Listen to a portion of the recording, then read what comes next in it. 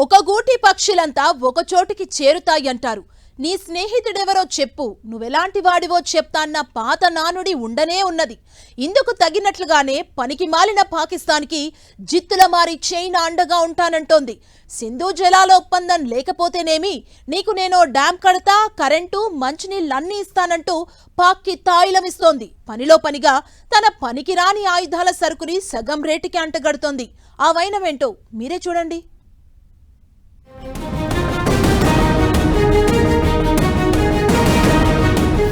జట్టు కడుతోన్న పాపిష్టి కూటమి.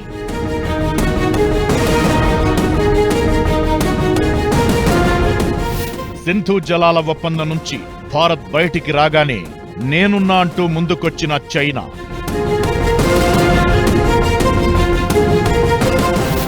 రెండు తలల పాములా కోరలు చాచుతోన్న చైనా. ఆఫ్ఘనిస్తాన్ వరకు ఎకనామిక్ కారిడార్ విస్తరణకు వ్యూహం.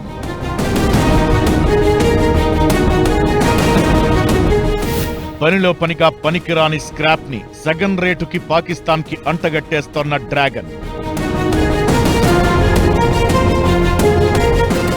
పెహల్గాంలో ఉగ్రదాడి, ఆ తరువాత ఆపరేషన్ సింధూర్ కి మధ్యలో భారత్ తీసుకున్న సింధు జలాల ఒప్పందం నిలిపివేత పాక్ కి షాక్ ఇచ్చింది.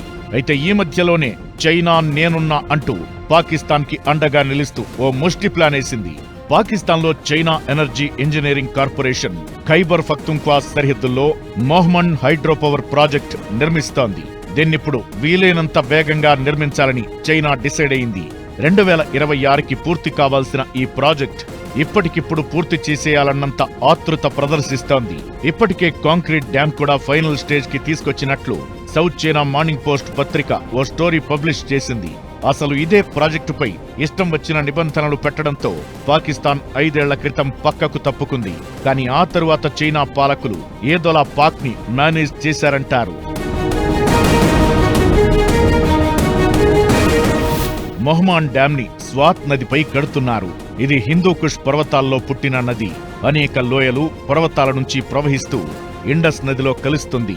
మొహ్మండ్ గిరిజన జిల్లాలో ఈ ప్రాజెక్టు కడుతుండగా 213 మీటర్ల ఎత్తులో నిర్మితమవుతుంది.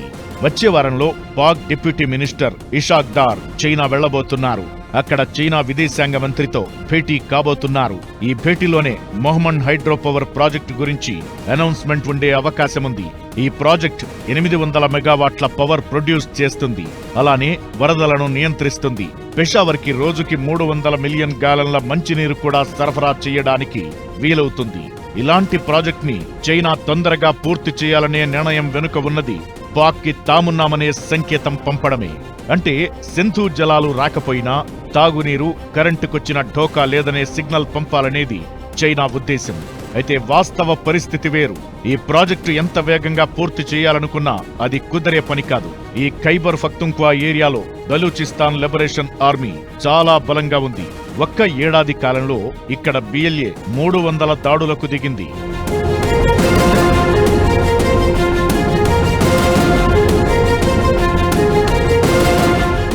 మరోవైపు ఇదొక్కటే కాదు, చైనా ఇతర దేశాల్లో పెట్టిన పెట్టుబడుల్లో అతిపెద్దది చైనా ఎకనామిక్ పాక్ కారిడార్. దాన్నిప్పుడు ఆఫ్ఘనిస్తాన్ వరకు విస్తరిద్దామంటూ ప్రతిపాదనలు పంపింది. సౌత్ ఏషియా దేశాలతో పాకిస్తాన్ కి వాణిజ్య సంబంధాలు పెంపొందేలా నిర్మిద్దామంటూ పాకిస్తాన్ 10 ఏళ్ల క్రితం ఈ ప్రాజెక్టు ప్రారంభించింది.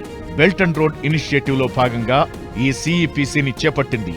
అయితే ఇప్పుడు తాజాగా ఆఫ్ఘనిస్తాన్ వరకు తన కోరలు చాచడానికి చైనా రెడీ అయింది. దీని వెనుక ఉన్న ఉద్దేశం క్లియర్. పాకిస్తాన్ చేతగానితనాన్ని అడ్డం పెట్టుకుని తన సామ్రాజ్యాన్ని విస్తరించడమే. చైనాకి ఆపరేషన్ సింధూర్ లో పాక్ ఆర్మీ వాడిన వెపన్ల ద్వారా పెద్ద షాక్ తగిలింది. తన ఆయుధ సామాగ్రి ఎందుకు పనికి రాకుండా పోయిందనే సత్యం తెలిసొచ్చింది. అయినా సరే తన ఆయుధాలను సగం రేటుకే అంటగడుతోంది. ఇందుకు సంబంధించిన డీల్ కూడా కుదుర్చుకుంది. అత్యాధునిక 5వ తరం స్టెల్త్ ఫైటర్లంటూ జెట్స్ J-35Aలను పాకిస్తాన్ కి సరఫరా చేయబోతోంది. భారత్ తో యుద్ధం చేసినందుకు పాకిస్తాన్ కు ఈ భారీ రివార్డ్ అందజేసినట్టు చెబుతున్నారు. 2025 ఆగస్టు లోపే ఈ యుద్ధ విమానాలు పాక్ కి చేరబోతున్నాయి. అయినా సరే రోజువారీ మనుగడ కోసం IMF, వరల్డ్ బ్యాంక్ చుట్టూ తిరుగుతున్న పాక్ ఈ ఆయుధాలతో ఏం చేస్తుందనే విమర్శలు వినిపిస్తున్నాయి.